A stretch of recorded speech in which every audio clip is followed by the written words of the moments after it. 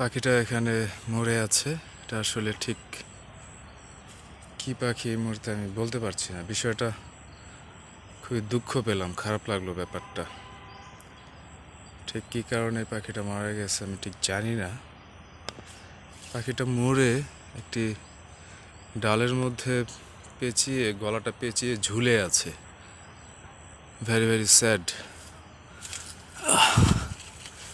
কি পাখি, নাম না জানা পাখি। আরে দেখি, ভেরি ভেরি স্যাড।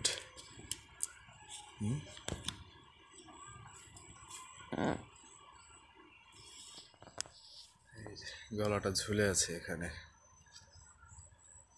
আরে